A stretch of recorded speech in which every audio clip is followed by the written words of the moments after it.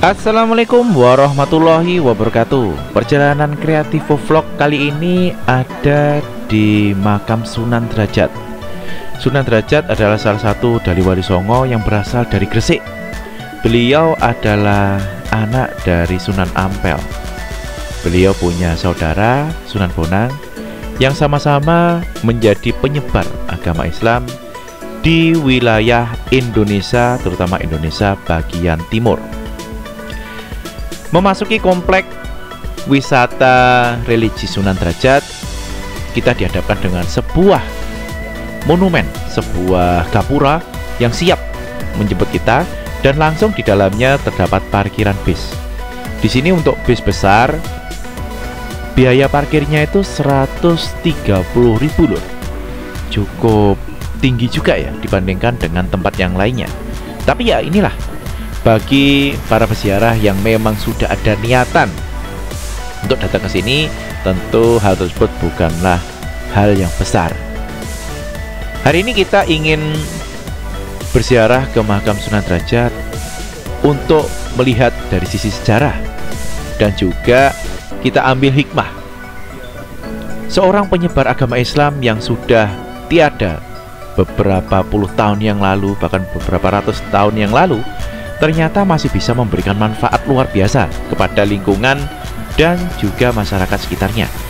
Kita bisa lihat di sini, dari parkiran saja sudah berapa, dari orang-orang yang jualan, dari orang-orang yang mendapat keuntungan dari adanya makam dari Sunan Derajat ini.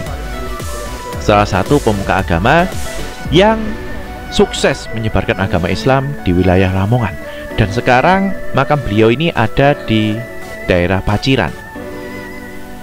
Di sini kita akan berjalan menuju ke makam Sunan Derajat. Di sini ada semacam lorong-lorong gitu. Jadi sudah tertata ya untuk jalannya. Ini masuk ke makam. Ini kita jalan. Ada turunan. Jadi hati-hati, ini kalau hujan agak licin juga ya jadinya ya. Bisa juga bagi yang capek karena perjalanan. Biasanya ziarah wali ini kan seringkali wali 3, wali 5, wali 7, wali 9. Wah, kalau sudah lengkap wali 9 bisa berhari-hari perjalanannya. Lorong ini terbuat dari kayu jati yang bener-bener keras banget kayunya. Ini luar biasa, ini arsitektur yang betul-betul luar biasa. Di sini ada musola, ada toilet. Ini kalau dirapikan lebih bagus lagi, tentu akan jadi lebih menarik ya. Ya, kita ikuti dulu perjalanannya. Di depan sudah ada beberapa penjual makanan di sini ya. Ini sudah ada pentol, ada makanan-makanan kecil ini, ada es, ada pentol, ada apa. Inilah orang kalau memang punya manfaat bagi sekitar itu luar biasa ya. Manfaatnya bahkan sampai beliau tiada.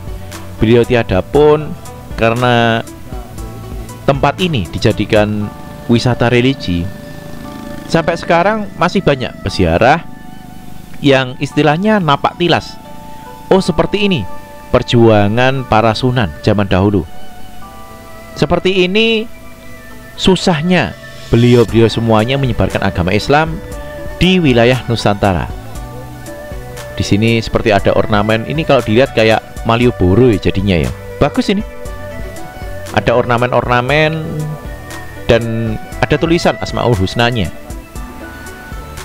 Ini bisa kita lihat di samping kanan kiri. Kanannya kosong ya, karena kanan ini adalah wilayah makam. Di belah kirinya penduduk, rumah penduduk cukup padat juga ternyata. Di sini kita mulai masuk ke gerbang dari makamnya. Jadi aku pengen shoot dari depannya ya, dari depan pintu masuknya. Kalau biasanya dulu ke kanan ya, sekarang ke kiri ternyata. Jadi dibuat antara pintu masuk dan juga pintu keluar itu berbeda. Lebih tertata aku melihatnya ya.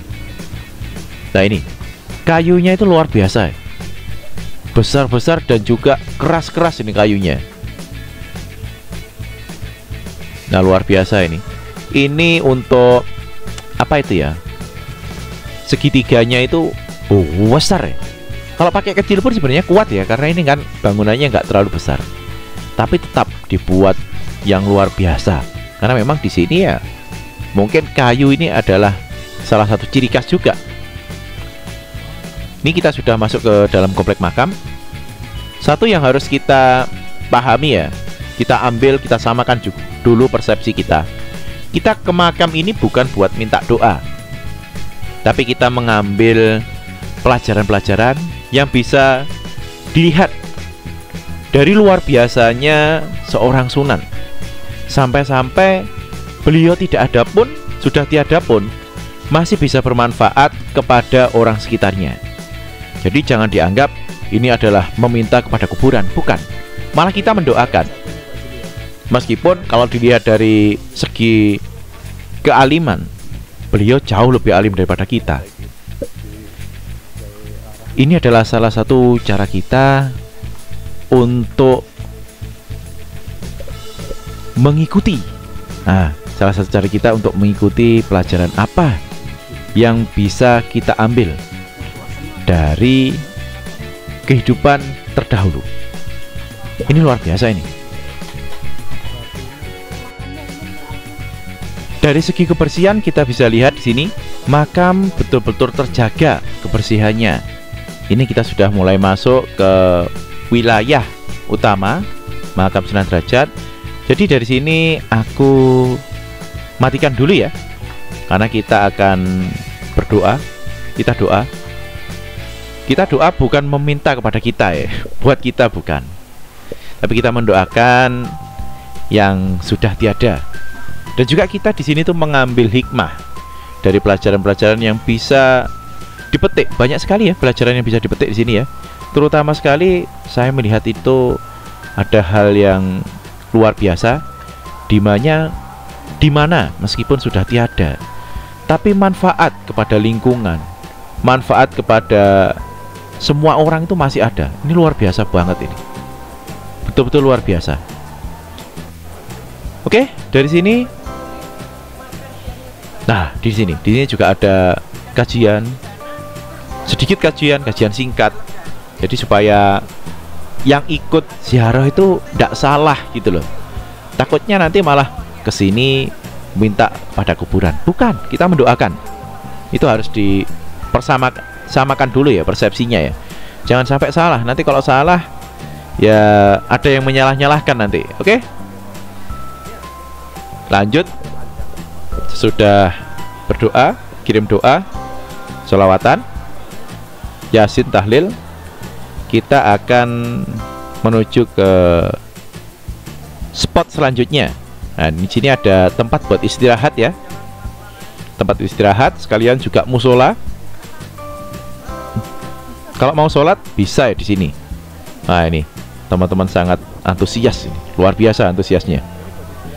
Sangat-sangat antusias untuk mengikuti ziarah wali ini. Jangan digembosi gitu ya. Digembosi dengan hal-hal yang kadang unik. Ada yang bilang ziarah wali buat minta kepada kuburan. Waduh. Ya mungkin perlu ngaji juga di tempat yang lainnya. Jangan yang di satu tempat terus. Nanti bisa membandingkan. Kalau sudah lebih banyak mengikuti pengajian. Ini musolanya. Kita lanjut terus. Nah, ini yang disayangkan itu sini loh, di sini. Ya, ini bisa juga ya lewat sini ya. Kalau mau ke makam bisa juga lewat ini. Ini yang cukup disayangkan tuh di sini. Kenapa di sini banyak ini? Apa itu yang minta-minta ya? Harusnya bisa ditertibkan seperti ini. Ya memang yang namanya rezeki itu kita sambut, tapi bukan dengan cara ini. Bisa dengan bekerja, bisa juga dengan cara jualan. Sekarang bayangkan kalau yang jualan sepi, dan yang dapat penghasilan dari minta-minta ini lebih besar hasilnya daripada jualan. Bisa dijamin kedepannya mereka akan berhenti jualan dan mereka akan lebih memilih untuk meminta-minta. Oh, ini banyak loh ya. Ini juga ada kejadian yang lucu. Saat ada jamaah yang memberikan kepada 1-2 pengemis, lah yang lainnya bilang kok ndak adil. Lah nggak adil gimana? Rezeki itu sudah diatur kok. Berarti mereka ndak percaya dengan rezeki. Kalau mereka bilang itu ndak adil, itu mereka ndak percaya dengan rezeki. Dan juga tidak ada perintah buat minta-minta gitu ya. Ndak ada dari dulu. Berusaha bukan dengan minta-minta tentunya. Ini yang luar biasa. Aku paling salut ya dengan orang yang berani jualan seperti ini. Jualan, padahal jualannya sama, tapi ya namanya rezeki ya. Namanya rezeki, kita beloknya itu dibelokkan sama Allah ya. Bukan kita yang mau belok. Tiba-tiba kita pengen beli celana, pengen beli kaos, pengen beli topi, pengen beli makanan. Itu sudah ada yang menggerakkan. Jadi jangan ragu dengan rezeki. Meskipun jualannya sama, tapi tetap aja laku. Dan inilah keistimewaan dari sunan-sunan terdahulu. Beliau-beliaunya sudah tiada, tapi dari peziarah ini, perekonomian di sekitar dari makam beliau ini masih terus terjaga, masih terus berjalan. Dan ya luar biasa. Masyarakat bisa mendapatkan penghasilan dari jualan, dari parkir, dari retribusi. Cukup banyak ya penghasilan yang bisa didapat ya. Yang penting kita mau berusaha aja. Tapi ya jangan seperti tadi. Kalau minta-minta tadi itu bukan pekerjaan ini. Ya semoga kedepannya pada dapat pekerjaan yang lumayan gitu, sehingga berhenti untuk minta-minta. Sini kita belanja dulu. Pengen beli peyek. Peyek besar-besar ya sini ya. Menarik. Loh, gede-gede peyeknya. Dan ini sepanjang jalan banyak yang jualan peyek sini ya. Jadi kalau ke Sunan Derajat jangan lupa nih, makanan yang paling dicari itu peyek. Oh, peyeknya banyak di sini. Peyek udang, gede-gede peyeknya. Nah, ini sini juga ada buah-buahan ternyata ya. Sawo, mulwo, pisang, ada banyak. Ya inilah yang membuat apa ya, istilahnya ziarah wali itu jadi hal yang menarik gitu. Selain kita ziarah, kita mengenang sejarah, kita melihat perjuangan beliau-beliau dulu itu seperti apa, kita juga bisa beli-beli barang seperti ini.